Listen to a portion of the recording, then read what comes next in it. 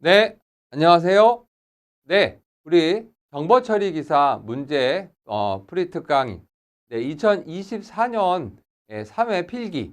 네, 그중에서 우리 이제 소프트웨어 설계를 문제풀이를 할 소프트웨어 공학과 이준하 교수입니다. 네, 자, 우리 2024년도 3회 필기에 우리 소프트웨어 설계 부분의 문제를 우리 한번 풀어보도록 하겠습니다. 네, 자, 소프트웨어 설계. 말씀드렸던 것처럼 실제 소프트웨어를 우리가 구현을 하려고 만들려고 하는데 어떤 여러 가지 설계를 사용하면서 좋은 방법론을 가지고 우리가 사용을 해야 되겠죠. 그러면 이제 그러한 방법론이 어떤 거가 있느냐, 어떤 내용이 특징이냐, 장점이 뭐냐, 단점이 뭐냐, 어떤 것들을 쓰는 방법이 뭐냐라고 하는 부분들이라고 할 수가 있겠습니다. 그래서 설계 부분들에 대한 문제들을 풀어보도록 하겠습니다. 네, 자, 우리 첫 번째 문제. 네, 1번 문제. 네, 자, 우리 다음 중, 현행 시스템 분석 시 우리 고려해야 할 상황과 거리가 먼 것은 무엇입니까? 네, 1번, 우리 시스템 구성. 네, 그 다음에 소프트웨어 구성. 네, 그 다음에 개발자 구성. 자, 그 다음에 하드웨어 구성입니다. 네, 정답은 어떤 걸까요? 네, 그죠? 개발자 구성은 우리가 지금 여러분들이 문제의 내용은 뭐냐면, 자, 우리 시스템의 분석입니다. 그죠? 물론 개발자를 실제적으로 우리가 만드는 것들도 중요하지만 지금 어느 부분이냐라고 하면은 시스템을 분석한다라고 할 수가 있겠습니다. 그러면 시스템을 여러분 실제 분석을 하려고 한다라고 하면은 뭐가 있으셔야 되겠죠? 실제적으로 뭐가 있으시면 시스템에 대한 구성, 그죠? 어떻게 만들어졌는지, 서에 말해서 예를 들면 서버는 어떻게 만들 거고, 그죠? 클라이언트에서는 어떻게 접속을 할 거고, 그죠? 우리 웹에서는 브라우저에서는 어떻게 접속을 하고 다시 받고, 이런 것들을 시스템들을 많이 구성을 할 거라고 생각할 수가 있겠죠. 자, 그 다음에 소프트웨어에 대한 구성, 여기에 대한 OS는 어떻게 할 것인지, 웹 방식으로 여러분이 할 건지, 아니면 어플리케이션 방식으로 할 건지, 이런 것들 등등등 있고요. 자, 하드웨어는 실제적으로 우리가, 하드웨어에 대한 구성들은 어떤 서버에 대한 CPU는 얼만큼 되는지, CPU, 네, 메모리, 그죠? 예. 네. 네, 이런 것들. 그 다음에 스토리지. 예. 네. 저장 장치하는 부분들. 네, 이런 것들에 대해서 여러분들 고려하셔야 된다는 거죠. 우리가 실제적으로 여러 가지 한다라고 생각하시면 되겠습니다. 자, 그래서 여러분 현황 시스템을 먼저 파악을 하는데요. 그래서 시스템에 대한 구성, 그죠? 그 다음에 소프트웨어에 대한 구성, 네, 그 다음에 하드웨어에 대한 구성이라고 할 수가 있겠습니다. 그래서 이러한 시스템 구성은 여러분이 이제 전체 구조의 흐름과, 그죠? 그 다음에 소프트웨어 구성은 우리가 프로그램과 플랫폼 환경, 또 하드웨어 구성은 물리적인 자원과 인프라를 중심으로 파악하는 것이 핵심이다라고 할 수가 있겠습니다. 네, 자, 우리 두 번째 문제. 네, 다음 중 우리 럼바우 분석 프로세스에서 사용되는 다이어그램이 아닌 것은 무엇일까요?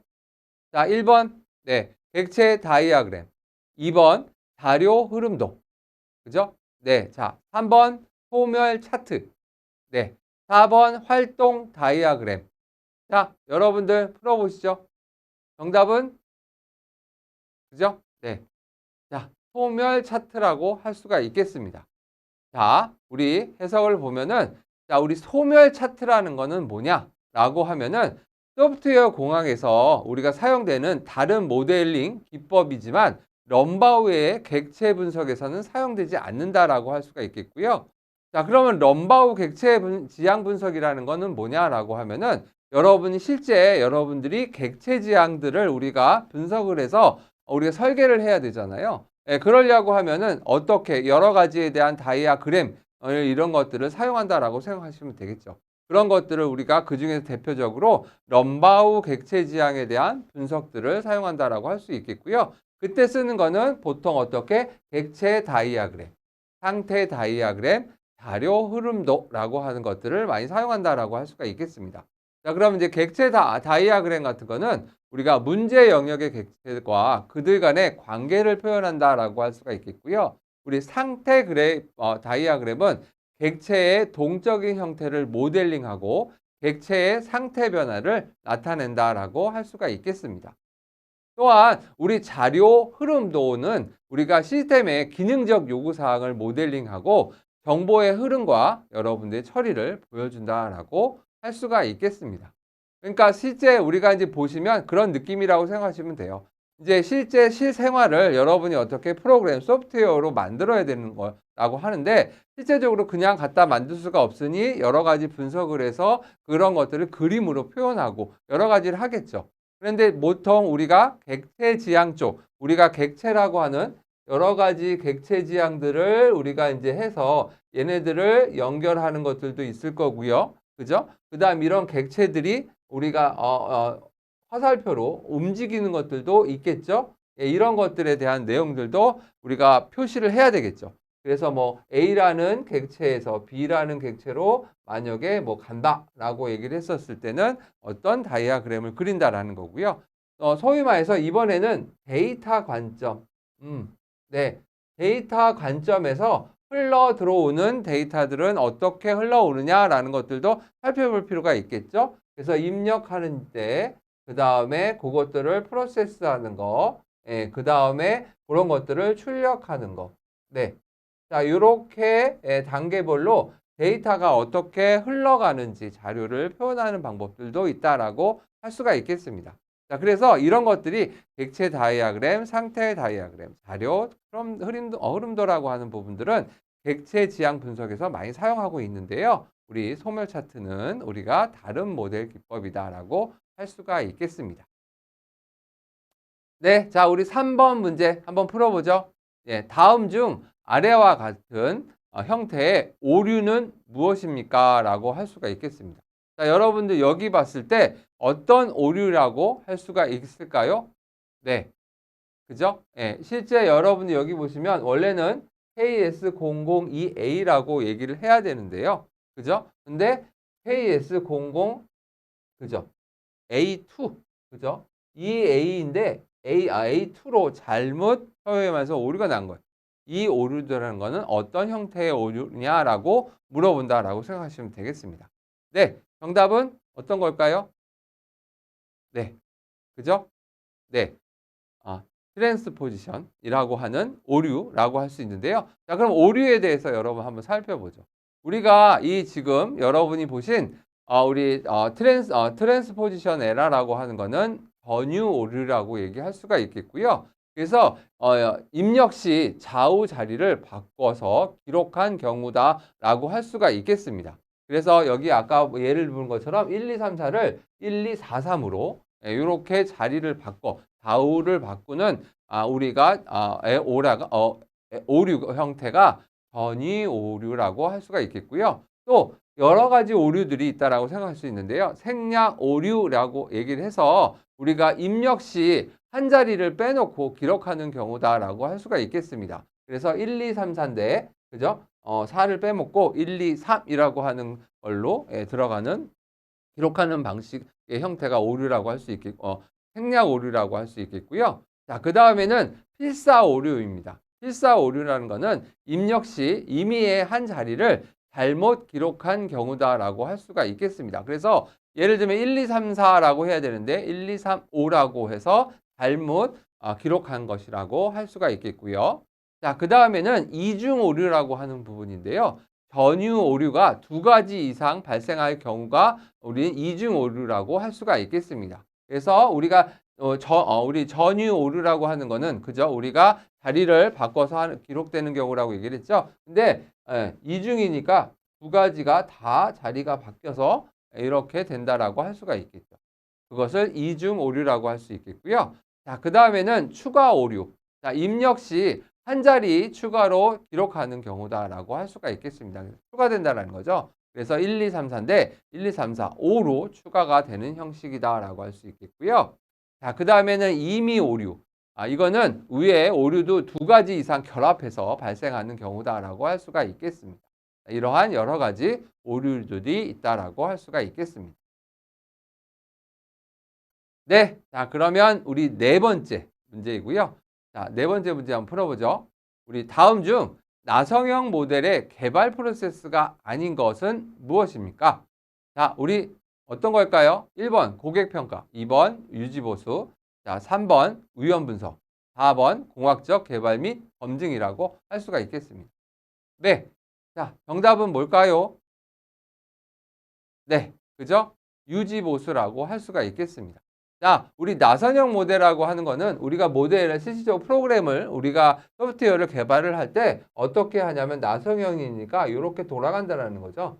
예, 계속해서 우리가 실질적으로 소프트웨어를 처음부터 이렇게 단계별로 하는 게 아니고 나선형이고요. 나중에 여러분 이제 폭포수 모델 뭐 이런 것들은 이렇게 이제 실질적으로 프로세스가 단계별로 들어가는 거라고 생각할 수가 있겠습니다. 그래서 나성형 모델의 개발을 한다라고 하는 것들은 실질적으로 어떻게 프로세스가 고객을 계속해서 만들고 수정하고 만들고 수정하고 이런 것들을 해야 되겠죠. 자, 그래서 그러려고 하면은 그저 우리 고객 평가가 계속해서 고객이랑 얘기해서 맞다 아니다 수정해다 이런 것들을 해야 되는 거고요. 자, 그러면 이제 고객이 요청 사항이 계속해서 나오면 그런 것들을 어떻게 위험 분석을 하셔야 되겠죠. 그리고 공학적인 개발 및 검증이 필요하다라고 할 수가 있겠습니다. 자, 그래서 해설을 보면 이런 것들이라고 할 수 있겠습니다. 나성형 모델의 개발 프로세스는 우리 소프트웨어 개발 생명주기 모형이라고 할 수가 있겠고요. 자, 그래서 개발 및 우리 목표 설정, 그 다음에 무현 분석, 그 다음에 공학적 개발 및 검증, 그 다음에 고객 평가 이런 단계로 우리가 한다라고 생각하시면 되겠습니다. 그래서 첫 번째 단계가 계획 수립이에요. 그래서 프로젝트 목표, 대안, 계약 조건을 정의를 하게 되겠고요. 자, 그 다음에는 위험 분석, 위험 분석, 기술적, 관리적 위험 요소를 식별을 하고 분석을 하는 단계다라고 할 수가 있겠고요. 자, 그 다음에 우리 세 번째는 개발 및 검증 단계인데요. 설계하고 구현하는 단계라고 할 수가 있겠습니다. 또한 우리 고객 평가에서는 고객이나 우리 사용자가 결과물을 검토하고 피드백을 제공하는 단계다라고 할 수가 있겠습니다. 네. 자, 그러면 우리 다섯 번째 문제. 네. 풀어보죠. 자, 우리 다음 중 UML에 대한 설명과 가장 거리가 먼 것은 무엇입니까? 네. 1번 구조, 행동, 그룹 등의 사물이 존재한다. 그죠? 2번 생성, 구조, 행위 다이아그램이 있다. 그죠? 네. 3번 사물 관계 다이아그램으로 구성된다. 네, 4번 우리 관계는 사물과 사물의 연관성을 표현하는 것이다라고 하는 거죠. 네, 답은 네, 그죠? 우리 2번이라고 할 수가 있겠습니다. 네. 자, 우리가 UML이라고 하는 게 뭐냐라고 하는 것부터 좀 살펴보면요. 이런 거라고 생각하시면 됩니다. 소프트웨어 시스템을 시각적으로 모델링을 하기 위한 표준화된 표기법, 언어라고 이제 얘기를 하고 있고요. 그래서 이제 그래프로 여러 가지를 이제 그린다라고 생각할 수가 있겠습니다. 그래서 복잡한 시스템의 구조, 이런 것들의 구조와 동작을 이해하고 설계하고 문서화하기 위해서 만든다라고 할 수가 있겠고요. 자, 그래서 특징은 뭐냐면 객체지향 개념, 즉 소위 말해서 클래스, 상속, 다양성 이런 것들을 기반으로 해서 다양한 다이아그램을 우리가 제공한다라고 할 수가 있겠습니다. 자, 그럼 이제 거기에 들어가는 것들을 보면은 이런 것들이라고 할 수 있겠죠. 구조적 다이아그램, 그죠? 그래서 우리가 실질적으로 클래스 다이아그램이라든가 객체 다이아그램, 그 다음에 컴포넌스 다이아그램, 그리고 배치 다이아그램 등 여러 가지 시스템의 정적 구조를 표현하는 데 많이 사용을 하고 있고요. 자, 그다음 행위 다이아그램으로서는 우리 유스 케이스 다이아그램, 그다음에 우리 시퀀스 다이아그램, 활동 다이아그램, 그다음에 상태 다이아그램 등 우리가 시스템의 동작과 이벤트의 흐름, 그다음에 프로세스의 표현 같은 것들을 잘 우리가 표기한다라고 생각하시면 되겠습니다. 네. 자, 그러면 우리 여섯 번째 문제. 자, 다음 중 XP의 가치에 해당하지 않은 것은 무엇입니까? 네. 답은 어떤 거죠? 네. 답은 우리 확약이라고 할 수가 있겠습니다. 자, 우리 XP라고 하는 게 뭐냐면 여러분이 이제 익스트림이 프로그램이라고 얘기를 해서요. 자, XP의 가치 그러면 의사소통, 단순성, 용기, 그다음에 존중, 피드백 이런 거라고 생각하시면 되겠습니다. 그래서 의사소통 같은 것들은 우리가 실제 개발자와 고객, 그다음에 이제 팀원 간의 원활한 대화를 통해 요구 사항에 대한 변경사항을 빠르게 공유한다라고 할 수가 있겠고요. 단순성이라고 하는 거는 우리가 지금 필요한 것에 대한 집중하고 불필요한 것에 대해서는 이렇게 복잡한 설계는 피한다라고 할 수가 있겠고요. 자, 그다음에 피드백. 당연히 우리가 고객한테 피드백을 받아야 되겠죠. 고객 테스트, 그다음에 코드 리뷰 등을 통해서 우리가 빠르게 지속적으로 우리가 피드백을 받는다라고 할 수가 있겠고요. 자, 용기. 자, 잘못된 설계나 우리 코드를 과감히 수정하는 것들을 할 수 있는 태도를 나타날 수 있겠고요. 그다음에 존중. 팀원 간에 우리가 상호 존중을 바탕으로 해서 우리가 협력을 해야 하는 형식이다라고 할 수가 있겠습니다. 네. 자, 그다음에 7번 문제 한번 풀어볼까요? 네. 다음 중 전형 기술 검토, FTR이라고 얘기를 해서 원칙이 아닌 것은 무엇일까요? 네. 자, 정답은 네. 1번 우리 제품의 검토에만 집중한다. 2번 논쟁과 반박을 제한한다. 3번 해결책이나 개선책에 대해 논의하지 않는다. 4번 참가자의 수를 확대한다. 어떤 걸까요? 그죠? 네. 참가자 수의 확대는 아니죠. 네.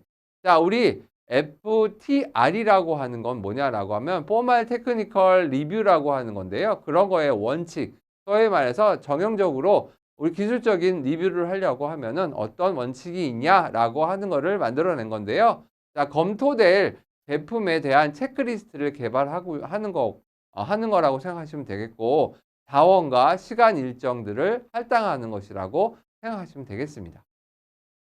네, 그래서 어떻게 보면 제품의 검토에만 집중하라라는 얘기고요. 검토의 과정에서 결과에 대한 것들을 재검토해라라는 거. 그다음에 논쟁과 반박을 제한하라 이런 것들도 있고요. 참가 주소의 제한, 그다음에 우리가 사전 준비를 강요하고 우리가 사전에 작성한 메모들을 공유해라 이런 것들도 있고요. 모든 검토자들에 의해 의미 있는 훈련을 진행하고 또 해결책이나 우리가 개선책에 대해서 논의하지 않는 이런 것들도 필요하다라고 할 수가 있겠습니다. 네, 자, 우리 8번 문제. 자, 다음 중 행위 다이아그램의 종류에 해당하지 않는 것은 무엇일까? 예, 행위. 자, 우리 행위 다이아그램입니다. 자, 어떤 걸까요? 1번 활동, 2번 유스 케이스, 3번 절차, 4번 클래스. 자, 어떤 걸까요? 네, 그죠? 클래스가 아니죠. 네. 그래서 실제적으로 행위잖아요. 행위를 하는 것도 활동, 유스케이스, 절차 이런 것들이라 할 수가 있겠고요. 자, 그래서 행위 다이어그램의 종류는 유스케이스, 절차, 그다음에 통신, 네, 그다음에 상태, 활동, 상호작용, 타이밍 이런 것들이 있다라고 할 수가 있겠고요. 자, 여기서 유스케이스 다이어그램이라고 하는 거는 우리 사용자, 액터와 시간 간에 우리가 상호작용을 표현하는 그림이라고 할 수가 있겠고요. 그래서 시스템이 제공해야 할 기능을 직관적으로 보여주는 다라고 할 수가 있겠습니다. 또한 우리 순차 다이아그램이라는 것도 있는데요. 순차 다이아그램이라고 하는 것은 객체 간의 메시지 전달 순서를 시간 흐름에 따라서 표현하는 방식이다라고 할 수가 있겠고요. 우리가 시스템 동작의 시나리오를 이해하기 쉽게 만든다라고 할 수가 있겠습니다. 자, 그다음에 활동 다이아그램은 업무의 흐름이나 여러 가지 알고리즘을 표현하는 거, 그다음에 절차, 조건 분기, 그다음에 병렬 처리 이런 것들을 시각화하는 기능들을 가지고 있는 활동들을 그려놓은 형태다라고 할 수가 있겠습니다. 네, 자, 우리 9번째 문제.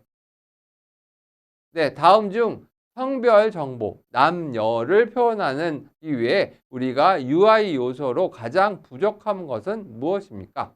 자, 우리 정답은 뭘까요? 네, 정답은 그죠? 커맨드 버튼이죠. 네. 자, 여러분들 보통 남과 열, 우리가 실제적으로 데이터를 표현하는데 소위 말해서 남, 예, 여라고 하는 걸로 두 가지만 표현하는 거잖아요. 예. 그죠? 그러면 뭐 예를 들면 숫자로 보면 1과 0으로 표현한다라고 얘기할 수가 있겠고요. 그러면 우리가 표현하는 UI, 소위 말해서 유저 인터페이스 쪽 요소에서는 실제적으로 어떻게 표현해 주겠어요? 내가 선택을 하려고 하면은 남자와 여자를 선택해라. 그러면 내가 남자냐 여자냐 둘 중에 하나겠죠. 예. 그랬을 때 어떻게 많이 써? 여러분들 같은 뭐 버튼 이런 거 많이 쓰잖아요. 버튼들 해갖고 그죠? 이렇게 버튼 하나 만들어서 그죠? 남, 예. 이렇게 있으면 여, 예. 이렇게 갖고 버튼을 여러분 이렇게 해갖고 나는 남자다 이렇게 선택하잖아요. 예. 이런 것들을 뭐라고 얘기를 하냐면 뭐 그죠? 라디오 버튼. 예. 또 콤보 박스라고 해서 두 가지를 선택해 갖고 그죠? 남이냐 여냐라고 선택할 수가 있겠죠. 네, 그 다음에 체크박스, 체크박스 이렇게 선택을 해서 체크박스 할 수도 있고요. 그죠? 예. 자, 커맨드는 명령어잖아요. 명령어를 실적으로 입력하는 거라고 생각할 수도 있겠죠. 그리고 명령어를 입력해서 버튼을 누르는 거예요. 응. 그래서 커맨드 버튼이라고 하는 거는 내가 실행이라고 하는 거를 버튼이 있겠죠. 이러한 버튼을 실행하는 거예요. 이거를 띡 누른다라는 거죠. 예. 여러분들이 뭐 예를 들면 여러 가지 주문을 했어요. 그럼 주문 버튼을 해야죠. 예. 배달을 해서 여러분이 뭔가 음식을 주문이라고 하는 거 버튼을 눌러야 되겠죠. 그런 것들은 이런 거라고 생각할 수가 있어요. 그런 것들이 커맨드 버튼이라고 할 수가 있겠습니다. 여러 가지 버튼들이 있는데요. 자, 그래서 우리가 UI라고 하는 거는 유저 인터페이스 요소라고 얘기할 수가 있겠고요. 자, 그래서 뭐 여러 가지 종류들을 보면 또 우리 텍스트 박스라고 하는 것들도 있다라고 할 수 있는데요. 자, 텍스트 박스는 어떻게 서비스 이용에 필요한 정보를 입력하는 공간이라고 할 수 있겠고요. 자, 그 다음에 라디오 버튼 같은 거는 아까 보셨던 것처럼 다수의 우리가 나열된 이런 항목 중 하나의 값을 선택하는 방식이다라고 할 수가 있겠습니다. 또 우리 토글 버튼이라고 하는 거죠. 그래서 하나의 버튼을 두 상태로 번갈아 가면서 설정을 한다라고 할 수 있겠죠. 그래서 버튼 딱 누르면 툭 들어갔다가 그죠? 다시 누르면 다시 나오게 한다든지 뭐 이런 것들 버튼이라고 할 수 있겠고요. 자, 콤보 박스. 이런 것들은 드롭다운 리스트를 해서 원하는 항목들을 하나만 선택하는 형태라고 할 수가 있겠습니다. 또 우리 체크박스. 자, 우리 다수의 나열된 항목 중 하나 이상의 값을 선택한다라고 할 수가 있겠고요. 자, 그 다음에 아까 말씀드린 명령 버튼. 그죠? 그래서 전송, 이동, 뭐 초기화 이런 들에 대한 지정된 명령을 수행하는 우리 버튼을 우리 명령 버튼이라고 할 수가 있겠습니다. 네, 자, 우리 10번째 문제 풀어보죠. 자, 다음 중 우리 애자일 개발 프로세스의 가치가 아닌 것은 무엇일까요? 네, 계획, 소통, 현업, 변화 대응. 자, 정답은 네, 그죠? 계획이죠. 네, 자, 우리 보시면 애자일 개발 프로세스라고 하는 거는 우리 절차, 문서, 계획보다는 소위 말해서 소통, 우리가 협업, 변화, 대응에 대한 가치를 두는 것이 중요하다라고 할 수가 있겠고요. 자, 그래서 애자일의 가치는 사람 아니면 뭐 사람 작동하는 소프트웨어에 대한 고객, 협력, 변화 이런 것들에 대한 대응을 하는 것들을 중점적으로 하는 것들을 얘기하고 있고요. 변화해야 하는 요구사항에 빠르고 유연하게 대응하기 위해 개발하기를 만드는 형태다라고 할 수가 있겠습니다. 이런 것들을 애자일 가치라고 얘기를 해요. 예.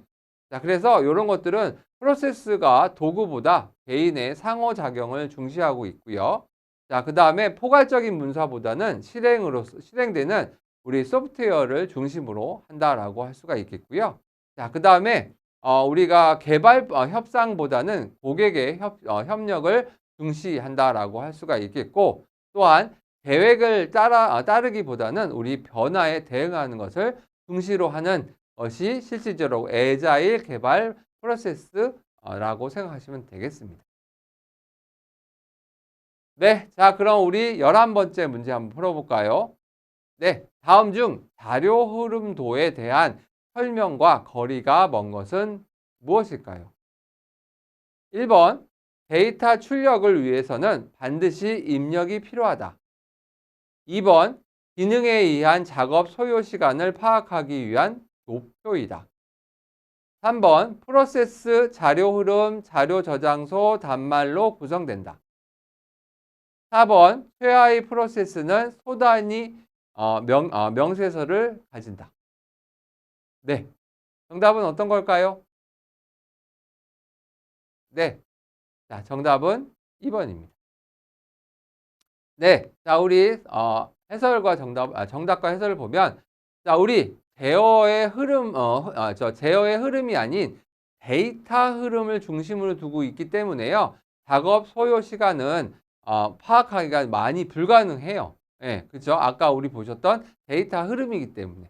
그죠? 그래서 이런 것들을 자료 흐름이라고 얘기를 하는데요. DFD라고 얘기를 해서 우리가 실질적으로 데이터에 대한 플로우, 다이아그램이라고 얘기를 한다라고 생각하시면 되겠고요. 자, 이러한 우리 자료 흐름도의 시스템을 데이터의 흐름 관점에서 분석하고 표현하는 도구다라고 할 수가 있겠습니다. 자, 그러면 거기에 대한 구성 요소를 좀 보면 어떤 것이 있냐라고 하면 이렇게 프로세스라고 하는 부분들이 있고요. 데이터의 흐름이 있고요. 그 다음에 데이터에 대한 저장, 네, 그 다음에 외부 엔터티라고 하는 부분으로 우리가 구성 요소가 되어 있다라고 할 수가 있겠습니다. 자, 그래서 프로세스라고 하는 거는 입력 데이터를 여러분들이 처리해서 출력으로 변환하는 작업을 얘기할 수 있겠고요. 자, 우리 데이터에 대한 흐름은 데이터에 이동하는 경로라고 할 수가 있겠고, 자, 데이터의 저장은 데이터에 대한 일시적, 영구적 보관되는 장소다라고 할 수가 있겠습니다. 또 외부 엔터티라고 하는 것은 시스템과 데이터를 주고받고 받는 외부 주체, 즉 소위 말해서 사용자와 타 시스템들이라고 할 수가 있겠습니다. 그래서 데이터를 표현하는데 이렇게 하는 거예요. 데이터에 대한 그죠 저장소, 이렇게 해서 뭐 그죠 저장소, 저장소, 네 이렇게 해갖고 이렇게 표현을 하고요. 그죠? 그 다음에 이제 요게 이제 화살표로 가서 어떤 프로세스를 갖고 이렇게 가고 출력은 어떻게 하고 이런 것들을 이제 표현한다라고 생각하시면 되겠습니다. 네, 이런 것들의 데이터의 흐름. 얘는 데이터가 뭐 이렇게 흘러가거나 이렇게도 흘러간다. 이런 거고 얘는 또 이렇게 흘러가고 이렇게 흐름에 대한 이야기를 하는 형태다라고 할 수가 있겠습니다. 포커스는 뭐라고요? 데이터. 실제 데이터는 우리가 어떻게 흘러가느냐, 저장은 어떻게 하고 엔터티는 어떻게 되느냐라고 하는 것을 우리가 자료 흐름도라고 하는 걸로 우리가 표현한다라고 생각하시면 되겠죠. 네. 자, 그 다음에는 우리 12번째 문제.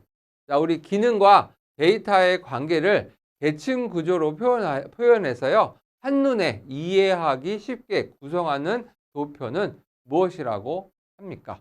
네. 자, 어떤 도표이죠? 그죠? 예. 우리 데이터 기능과 데이터의 관계에 대한 계층 구조예요. 계층 구조. 자, 뭐 계층 구조라고 하니까 그죠? 네. 정답은 뭘까요? 네, 그죠? 우리 HIPO라고 하는 우리 하이라리컬 인풋 프로세스 아웃풋이라고 하는 계층 구조를 표현하는데 필요한 도표라고 생각하시면 되겠습니다.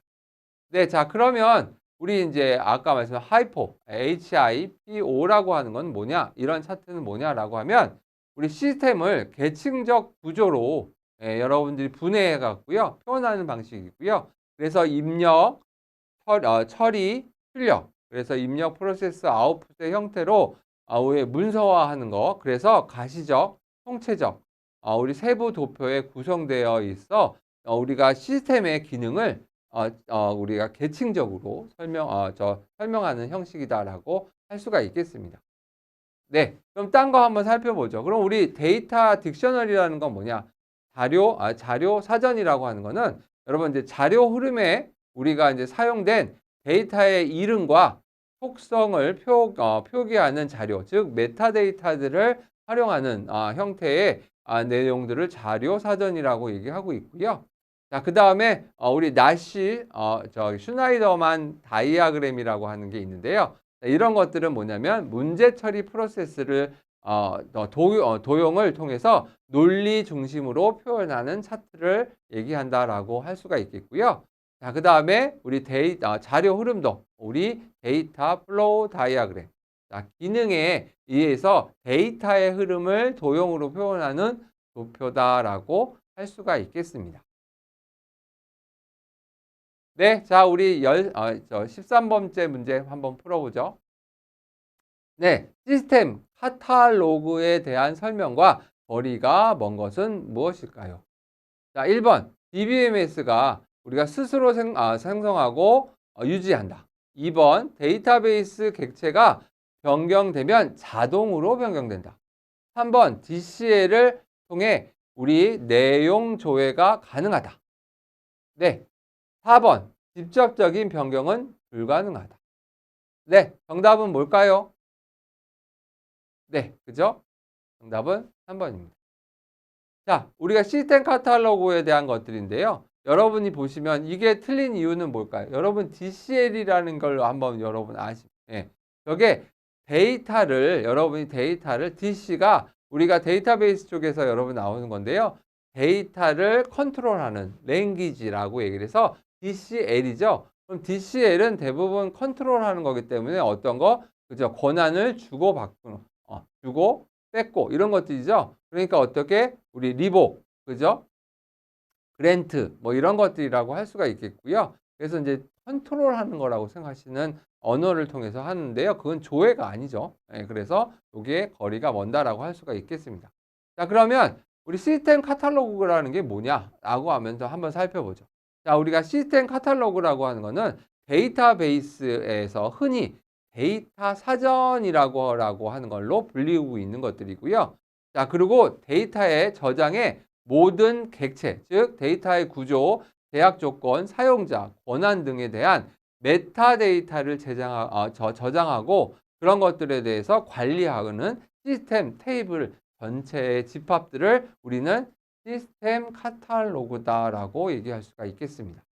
네. 그래서 이러한 시스템 카탈로그의 특징은 뭐냐라고 하면은 DBMS가 스스로 생성하고 유지하고 있고요. 데이터가 디렉토리에 저장된 접근 정보를 여러분들이 통해서 접근할 수 있게 하고요.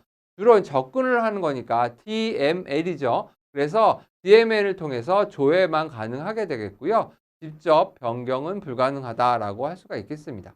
또한 DDL을 통해서 데이터베이스 객체가 변경이 되게 할 수는 있지만 DDL이 뭐예요? 데이터 디파인 랭귀지죠. 그래서 데이터베이스의 객체가 변경이 되면 이렇게 DBMS에 의해서 자동으로 변경되는 것들이 특징이다라고 할 수가 있겠습니다. 네, 자, 우리 14번째 문제. 자, 우리 소프트 공학의 기본 원칙에 해당하지 않은 것은 무엇일까요? 자, 우리 첫 번째, 현대적인 프로그래밍 기술을 지속적으로 적용한다. 자, 2번, 소프트웨어에 대한 하드웨어의 상대적 비용을 절감한다. 네, 3번, 개발 단계별 우리가 산출물에 대한 명확한 기록을 유지한다. 4번, 품질에 대한 지속적인 검증이 필요하다. 네, 정답은 뭘까요? 네, 그죠? 네, 소프트웨어에 대한 하드웨어의 상대적 비용을 절감한다는. 아니죠. 거꾸로죠. 예, 소위 말해서 하드웨어에 대한 그죠? 소프트웨어에 대한 상대적인 비용이 절감된다라고 할 수가 있겠습니다. 자, 요거 한번 보시면 소프트웨어에 대한 공학의 기본 원칙은 뭐냐면요. 현대적인 프로그램을 기술적으로 지속적으로 적용하는 것들이 실질적으로 원칙이다라고 할 수가 있겠고요. 또 소프트웨어에 대한 품질에 대한 지속적인 검증도 실행하는 것이 우리가 원칙이다라고 할 수가 있겠고, 또 소프트웨어 개발 단계별 산출물에 대한 명확한 기록을 유지하는 것들이 기본 원칙이다라고 할 수가 있겠습니다. 네. 네, 그래서 실질적으로 지속적인 적용, 그죠? 지속적인 검증, 시행, 그 다음에 명확한 기록 유지. 네, 이런 것들이 소프트웨어 공학의 기본 원칙이라고 할 수가 있겠고요. 자, 그러면 소프트웨어 공학의 목적은 뭘까라고 하면은 소프트웨어 개발 비용, 개발에 필요한 비용과 기간을 예측할 수 있다라는 게 목적이고요. 그 다음에 하드웨어에 대한 소프트웨어 상대 비용 절감을 한다라고 할 수가 있겠습니다. 또 급속하게 발전하는 하드웨어, 소프트웨어, 기술 반영이 된다라고 할 수가 있겠습니다. 네. 자, 그 다음에 우리 15번째 문제. 우리 NUI에서 우리가 사용되는 터치 제스처에 해당하지 않은 것은 무엇일까요? 네. 탭, 네. 피치, 네. 그 다음에 드래그, 클릭. 자, 어떤 걸까요? 네. 정답은? 네. 클릭이라고 할 수가 있겠습니다. 자, 요거 우리 해설을 보죠. 우리 터치 제스처에서는 이렇게 탭이라는 거, 그 다음에 더블 탭이라는 거, 드래그라든가, 그 다음에 플렉, 그 다음에 피치, 플래스, 그 다음 로테이트, 그 다음에 스왑 이런 것들이 있다라고 할 수가 있는데요. 자, 그럼 그 중에서 몇 가지만 여러분 살펴보는데 우리가 지금 아까 NUI라고 하는 게 뭐냐라고 하면 내추럴 유저 인터페이스. 우리가 실질적으로 UI 그러면 유저 인터페이스 보는 것들에 대한 얘기라고 할 수가 있는데요. 우리 내추럴 NUI라고 하는 거는 우리가 소위 말해서 내추럴하게, 즉 소위 말해 터치, 손가락, 손동작 이런 걸로 가지고 조작하는 방식이다라고 할 수가 있겠습니다. 그래서 NUI에서 사용되는 터치 제스처는 사용자가 직관적으로 우리 손가락이나 우리가 손동작을 통해서 기기를 조작하는 방법이다라고 할 수가 있겠습니다. 네, 그래서 우리 NUI의 터치 제스처는 탭이라든가 아니면 더블 탭, 그 다음에 플래스, 드래그, 스와이프, 뭐 핀치, 회전 이런 것들이 있다라고 할 수가 있겠고요.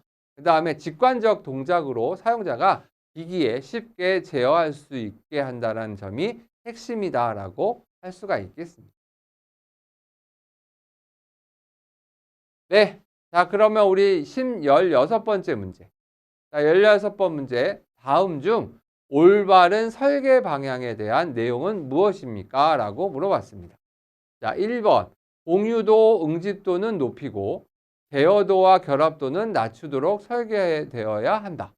네. 또 공유도와 제어도는 높이고 그죠? 결합도와 응집도는 낮추어서 설계되어야 한다.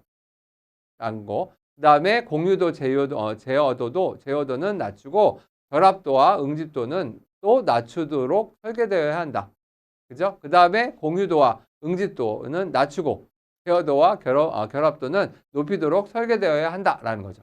자, 여기서 나온 단어는 이거예요. 그죠? 공유도. 예.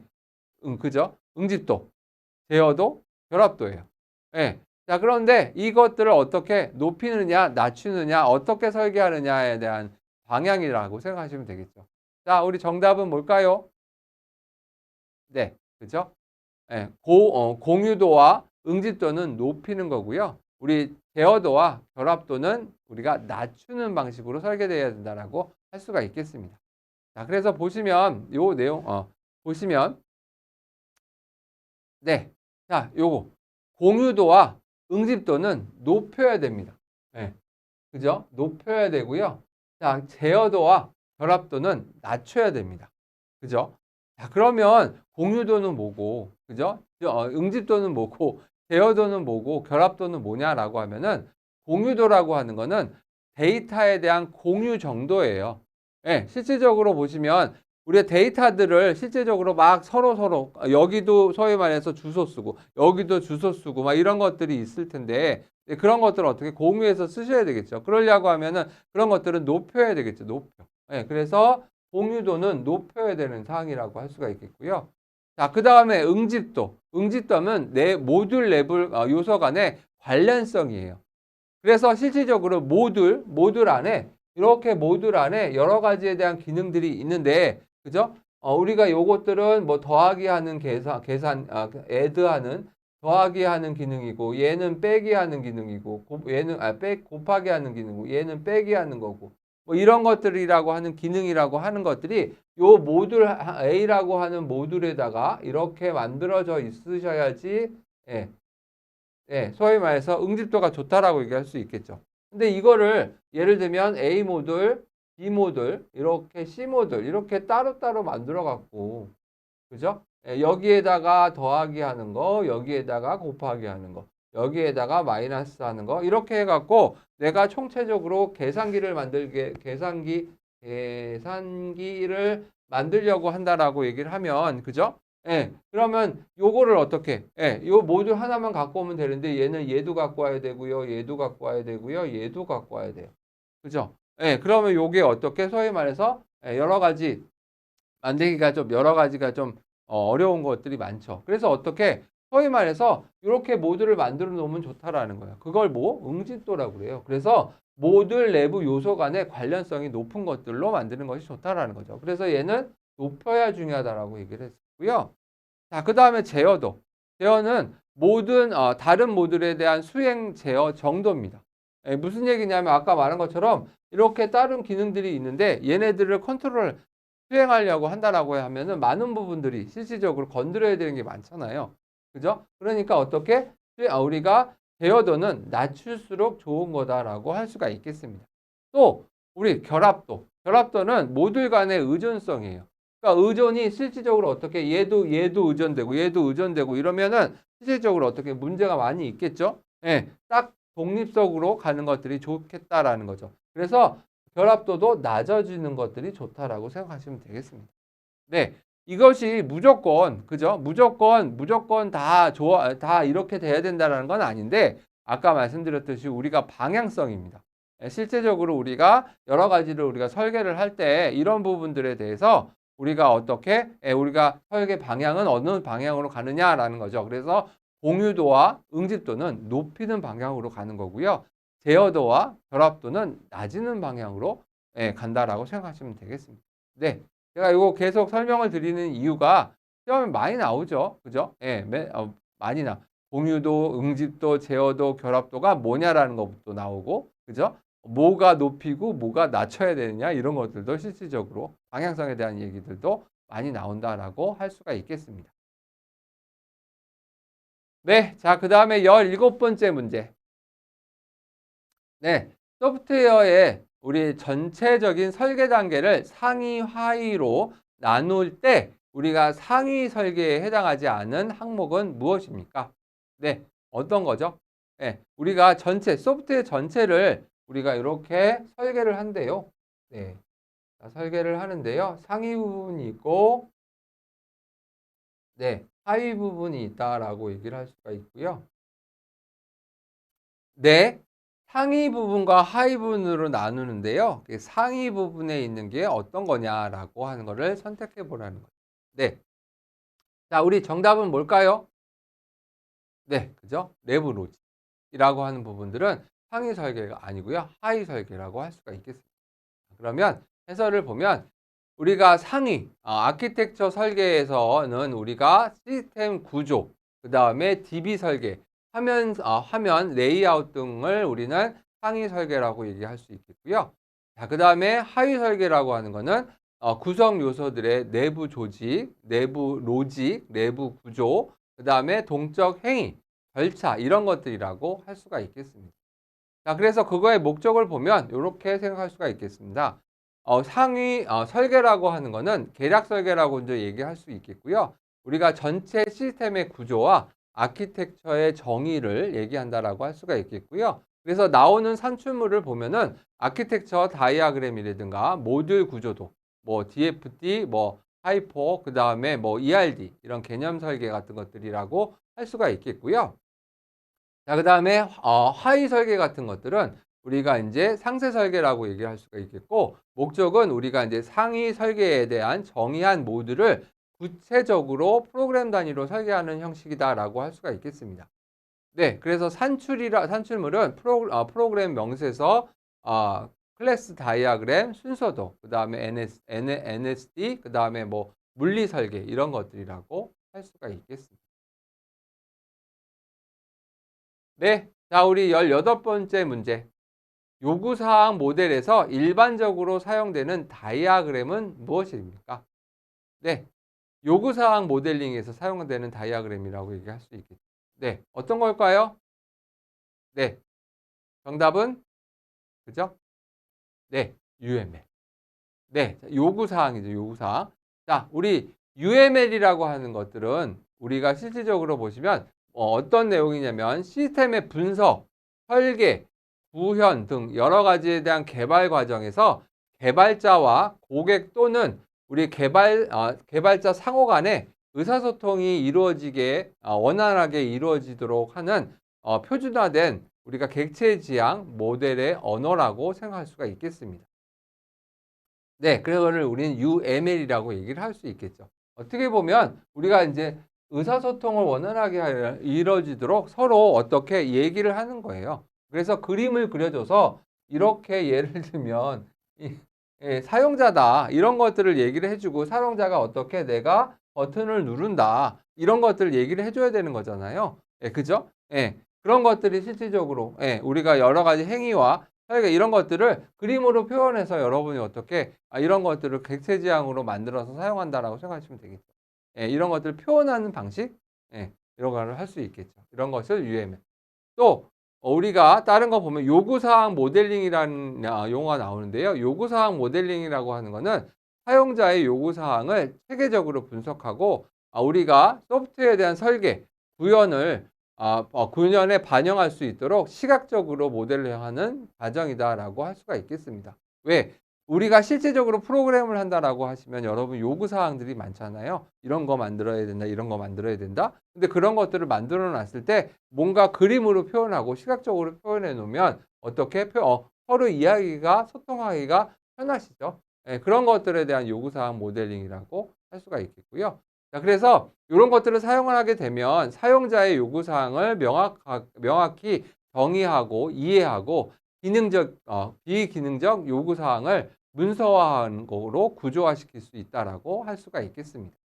또한 개발자라든지 사용자, 이해관계자 간의 의사소통 도구에 대한 제공, 설계 단계에 대한 원활한 연결들을 실질적으로 우리가 해서 그래프로 이렇게 그림으로 그려놓으면은 실질적으로 서로 이해하기가 편하다라고 할 수가 있겠죠. 예. 그래서 그런 것들을 우리는 개발을 할 때 요구사항들에 대한 목록들 등등등 여러 가지에 대한 것들을 그림으로 표현해 본다라고 할 수가 있겠습니다. 네. 자, 그다음에 19번째 문제 한번 풀어볼까요? 네. 서브 시스템에 입력된 데이터를 처리하는 결과를 다음 서브 시스템으로 전달하는 형식의 아키텍처는 무엇입니까? 네. 자, 그래서 아까 말씀드렸던 입력된 데이터를 처리하는 결과에 다음 서브 시스템으로 또 넘기는 거예요. 예. 자, 이런 형태의 아키텍처. 자, 어떤 걸까요? 네. 정답은 그죠? 네. 파이퍼 필 1번이고요. 자, 우리 파이퍼 필터라고 하는 거는 뭐냐면 데이터를 처리하는 컴포넌트를 필터라고 얘기를 하고 있고요. 이거를 연결하는 통로를 파이프라고 얘기를 합니다. 그래서 각 필터는 독립적으로 입력, 처리, 출력 수행을 하게 되겠고요. 파이프는 데이터를 전달하는 것만 담당을 한 형태다라고 할 수가 있겠습니다. 그래서 이거는 파이퍼, 필터 우리 형식이다라고 할 수가 있겠고요. 딴 거 한번 보면은 우리 P2P라고 하는 건 뭐냐라고 하면은 각 컴포넌트가 서버와 클라이언트의 역할을 유동적으로 바꿔가면서 우리가 서비스를 요청하고 제공하는 패턴이다라고 하는 게 P2P라고 할 수가 있겠고요. 자, 그 다음에 브로커 같은 거는 다수의 서버와 다수의 클라이언트 사이에 브로커를 두고 클라이언트들의 요청을 우리가 브로커가 판단을 해서 적절한 서버에게 전달하는 방식으로 구성되는 패턴이다라고 할 수가 있겠습니다. 또 MVC라고 하는 것들은 데이터, 즉 모델 뷰 컨트롤이라고 얘기를 해서 데이터와 시각화에 대한 요소, 상호작용을 서로 분리해서 UI 변경을 해서 다른 업무 로직으로 받는 영향을 최소화하는 패턴이다라고 할 수가 있겠습니다. 네. 그래서 여러분 P2P는 소위 말해서 그죠? 연결해서 쓴다라고 생각하시면 되겠죠. 그죠? 예, 이렇게 연결해서 쓰는 것들을 얘기할 수 있겠고요. 자, 브로커라고 하는 거는 이런 느낌이라고 생각하시면 됩니다. 어떤 브로커가 있는데 어떤 서버 쪽에서 이렇게 해서 이렇게 들어오고요. 얘가 다른 우리가 전달할 때 요쪽 이렇게 보낸다라고 생각하시면 되겠습니다. 브로커가 실제적으로 어때 적절하게 전달하는 방식이다라고 할 수가 있겠고요. MVC라고 하는 거는 소위 말해서 모델 뷰 컨트롤이라고 해갖고요. 실제적으로 그죠? 실질적으로 우리 모델을 만들고 그 데이터베이스를 만들고 데이터베이스에서 DB를 갖고 오고 거기서 데이터를 뷰하고 그죠? 보여주고 네, 그다음에 이 데이터를 우리가 펑션, 기능, 컨트롤하는 이런 형식으로 우리가 보여주는 형식이다라고 생각하시면 되겠습니다. 이런 것들을 MVC라고 패턴이라고 할 수가 있겠고요. 우리가 실제적으로 소프트웨어로 구현할 때 저런 것들을 많이 사용한다라고 생각하시면 되겠습니다. 네, 자, 그 다음에는 우리 20번째 문제. 자, 폭보수 모델에 대한 설명과 가장 거리가 먼 것은 무엇입니까? 자, 1번 정해진 단계를 한 번씩만 진행하며 이전 단계로 돌아갈 수 없다. 자, 2번 결과물을 명확하게 산출되어야 다음 단계로 넘어가는 방식이다. 자, 3번 과거부터 현재까지 가장 폭넓게 사용되는 방식이다. 4번 제품의 기능 보완이 불가능하므로 메뉴 작성이 필수적이다. 네, 자, 정답은 어떤 걸까요? 네, 그렇죠? 과거부터 현재까지 가장 폭넓게 사용하는 방식, 이건 과거는 하는데 그죠? 현재는 조금 다른 방식도 많이 쓴다라고 할 수 있겠죠. 자, 그러면 우리 폭포수 모델이라는 게 뭐냐라고 하면은 우리가 각 단계를 순차적으로 진행한다라고 할 수 있겠고요. 이장 단계가 완료되어야만 다음 단계에 넘어가는 성형 개발 모델이라고 할 수가 있겠습니다. 그래서 여러분이 어떻게 단계별로 이렇게 하는 거죠. 그래서 서점에서 1단계, 2단계, 3단계, 4단계 이런 것들을 여러분이 어떻게 사용한다라고 생각하시면 되겠습니다. 그래서 뭐 우리가 처음에 요구사항에 대한 요구사항을 어떻게 처음에 받아와서 분하고 그것들에 대해서 설계하고 설계한 것들을 구현한 거를 뭐 테스트하고 이런 단계라는 거죠. 그래서 이런 것들이 어떻게 이런 단계인데 빽이 갈 수가 없잖아요. 그죠? 이런 것들. 그죠? 그래서 이쪽이 끝나야지만 다음 단계 할 수 있는 것들이라고 할 수가 있겠고요. 그래서 이런 것들을 폭포수처럼 이렇게 흘러간다라고 얘기를 해서 폭포수 모델이라고 얘기를 많이 하고 있습니다. 그래서 이런 것들은 문서화의 절차 중심이라고 할 수 있겠고요. 계획 기반이다. 그 다음에 단계별로 탈출물이 명확하게 나온다라고 할 수가 있겠습니다. 그래서 이러한 폭포수 모델은 과거에 가장 폭넓게 사용됐던 방식인데요. 요즘에는 이것뿐만 아니라 그죠? 여러 가지 우리 나선형 모델이라는 거 들어보셨잖아요. 그죠? 그런 것들도 많이 사용하고 있겠고요. 그래서 이제 지금은 현재는 여러 가지 방식으로 사용한다라고 생각하시면 되겠고, 자, 그래 폭포수 모델의 특징은 그래서 또 정해진 단계를 한 번씩만 진행하며 진행 단계로 돌아갈 수 없는 형식이다라고 할 수 있겠고요. 또 단계별로 결과물이 명확하게 산출되어야 다음 단계로 넘어가는 방식이다라고 할 수가 있겠습니다. 또 제품의 기능 보완이 불가능하므로 우리 매뉴얼 작성이 필수적이다라고 하겠습니다. 네, 자, 이상으로 우리 소프트웨어에 대한 설계 문제풀이 마치도록 하겠습니다. 네, 수고 많으셨습니다.